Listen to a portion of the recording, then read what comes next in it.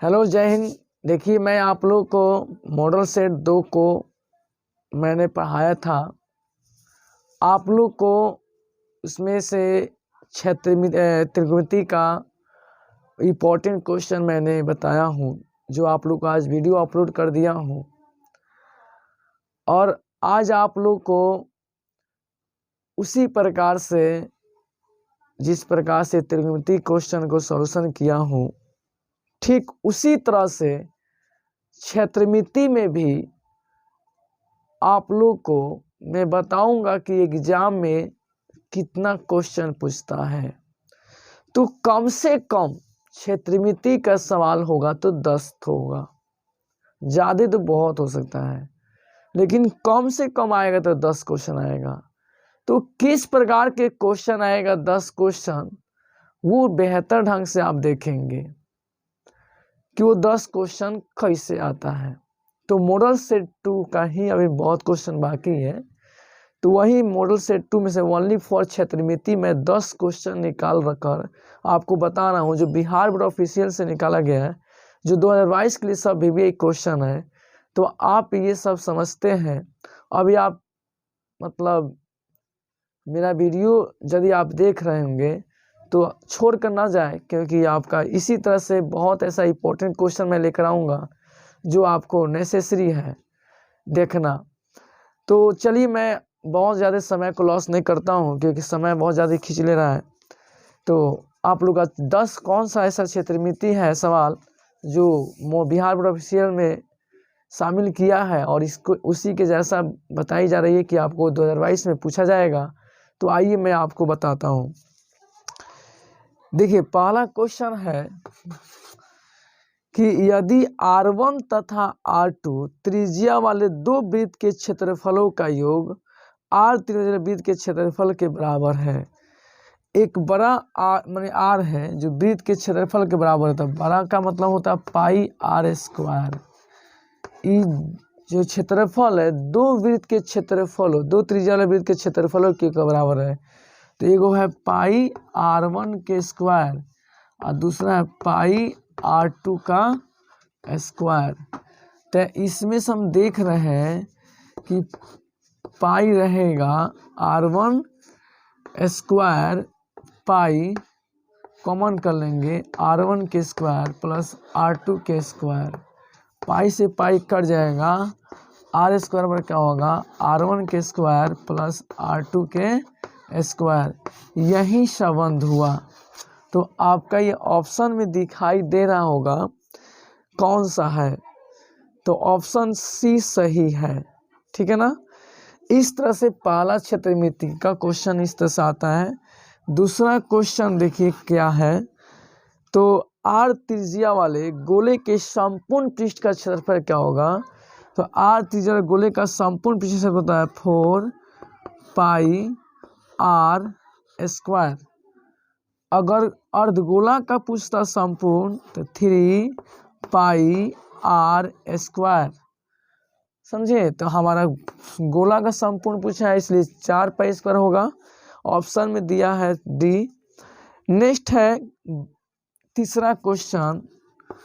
तीसरा क्वेश्चन कह रहा है यदि शंकु की ऊंचाई और त्रिज्या की दोगुनी कर दी जाए तो शंकु का आयतन कितना गुना बढ़ जाता है।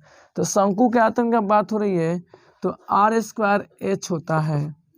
ठीक है ना। पाई R², लेकिन त्रिज्या का देखता हूँ कितना कर रहा है। तो शंकु ऊंचाई त्रिज्या की दोगुनी हो जाती है। देखिए, शंकु की ऊंचाई जो है त्रिज्या की दोगुनी हो जाती है, तो शंकु का आयतन कितना होगा। तो यहाँ पर त्रिज्या तो R² ही रहेगा, ऊंचाई इसका दोगुना हो जाता है तो 2R²H हुआ। 2R²H, सॉरी यहाँ पे 2R²H हुआ, यानी दोगुना दिखाई दे रहा है, यानी ऑप्शन 52 का ए दिया है। अगर यदि इसका नहीं मिस्टेक हो गया, ये नहीं हो सकता, त्रिज्या दुगुना बोला है। ये तो खैर मत पाई R² होता है, लेकिन यहाँ त्रिज्या का दुगुना बोला है। देखिए, ऊंचाई जो है त्रिज्या की दोगुनी से आती है। शंकु की ऊंचाई जो है त्रिज्या की दोगुनी हो जाती है। नहीं, शंकु ऊंचाई और त्रिज्या, ओह सॉरी, यहाँ तीसरा क्वेश्चन देखेंगे बाबू। मैंने क्वेश्चन को थोड़ा समझने में थोड़ा टाइम ले लिया, नहीं समझ पाया था, लेकिन अब ये समझ में आ रहा है कि क्या है। शंकु की ऊंचाई यानी एच ऊंचाई जो है वो भी दुगुना है और त्रिज्या जो है वो भी दुगुना है, ठीक। तो कितना गुना आयतन हो जाएगा, तो पाई तो सब में रहता है, त्रिज्या का दुगुना किया गया है, इसका भी दुगुना हुआ, यानी कौन सा 2 का वर्ग 4 होता है, 4 दूना 8 पाई आर स्क्वायर एच हुआ, यानी 8 गुना बढ़ गया। ये आपका करेक्ट ऑप्शन सही हुआ डी। तो होती है थोड़ी सी मिस्टेकिंग, कार्य दिमाग ही है, क्या किया जा सकता है। तो मैंने देखा कि थोड़ा सा मिस्टेक हुआ था, तो मैंने सोचा कि इसका एक और रिपीट किया, तो रिपीट में पकड़ा गया है। तो आप इसी तरह से मेहनत करेंगे, आपसे भी निकलेगा। थोड़ी सी होती है समस्या, आती है सबके पास। चलिए नेक्स्ट हम देखेंगे चौथा क्वेश्चन।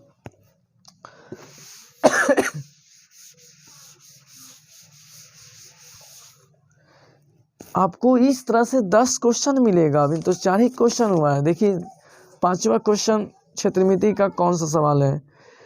5वां क्वेश्चन कह रहा है कि 2 घनों के आयतनों का अनुपात दिया है 1:27, तो उनकी कोरों का अनुपात क्या होगा। तो यदि ऐसी बात हो रही है तो √Q कर देंगे, √Q 1:27, तो इसका एक का Q एक ही होता है, 27 3 का Q है, यानी 1:3 सही है।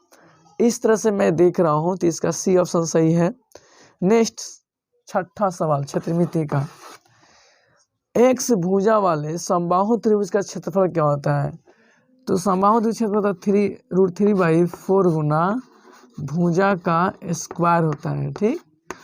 अब आपका यहाँ भुजा दिया है x, तो x रखें तो x स्क्वायर हो जाएगा, यानी √3/4 गुना भुजा स्क्वायर आंसर आया, यानी इस तरह से आपका राइट बी सही है।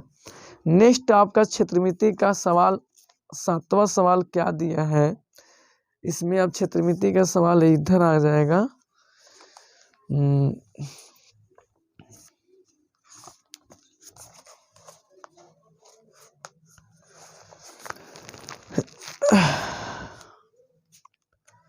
तो सवाल देखेंगे, यदि 2 वृत्त के क्षेत्रफलों का अनुपात दिया है, क्षेत्रफल है, यानी मान लीजिए एरिया का माने एरिया दिया, एरिया A1 अनुपात A2, एरिया में होता है क्षेत्रफल, इसका 2 अनुपात दिया है 4:25, तो बताना उसकी त्रिज्या का अनुपात का मतलब R1 R2 का अनुपात बताना है। तो क्षेत्रफल में त्रिज्या स्क्वायर होता है, तो √अंडर हो जाएगा 4:25, यानी 2:5 हो जाएगा, ये वर्गमूल निकलेगा बाहर।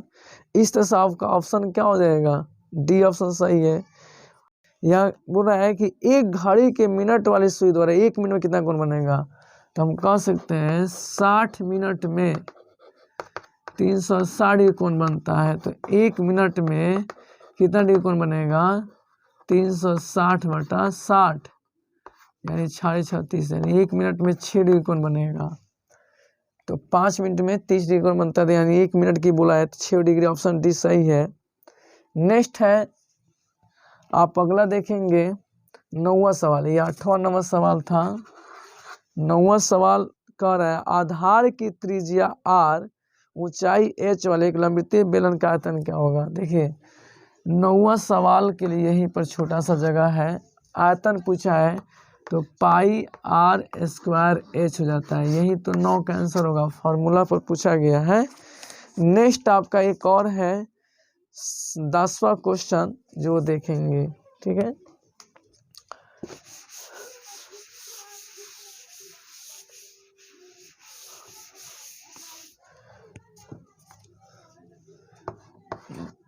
यहाँ तो 2 लिखना चाहिए। 10वां क्वेश्चन कह रहा है कि समबाहु त्रिभुज एक दिया हुआ है, ये आपका एक समबाहु त्रिभुज है ABC, ठीक। अब इसमें A से BC पे एक लंब डाला गया है, तो वही लंब की ऊंचाई AD बराबर बताना है क्या होगा। तो हम जानते हैं कि यदि समबाहु थे तो सभी भुजा A हो जाएगा, सभी भुजा क्या हो जाएगा, A इकाई हो जाएगा। तो जब ये लंब डाला गया है तो ये आधा हो जाता है, क्या हो जाता है, आधा। तो इस हिसाब से AD क्या होगा, ये समकोण हो गया तो AB कर्ण हो गया, यानी AB के स्क्वायर में से हम BD के स्क्वायर घटा देंगे, क्या चीज़ से, तो पाइथागोरस प्रमेय से। ठीक है, पाइथागोरस प्रमेय लिखना जरूरी नहीं है।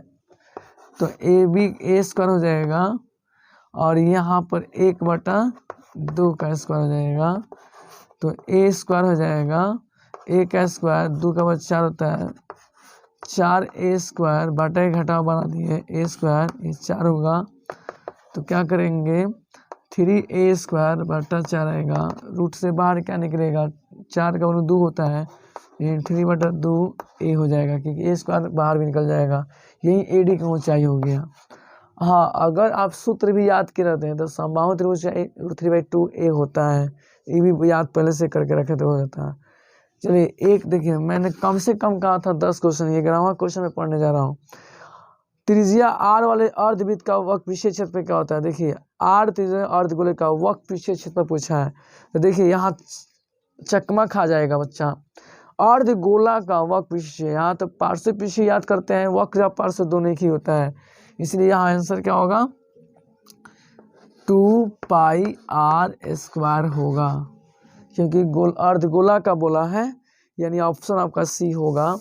इस तरह से प्यारे छात्रों, मैंने ओनली फॉर क्षेत्रमिति का 11 प्रश्न का सॉल्यूशन किया हूँ, जो बिहार बोर्ड ऑफिशियल से निकाला गया एक क्वेश्चन है, जो आपको 2022 के लिए बहुत VVI क्वेश्चन है। तो आप लोग ये 10 मिनट टाइम देकर ज़रूर इसे पूरा देख लेंगे, और आप लोग को यदि ये वीडियो पूरा बेहतर ढंग से समझ में आया होगा तो मेरे रिम्स चैनल्स को सब्सक्राइब कीजिएगा और अपने दोस्तों में शेयर कीजिएगा। जय हिंद,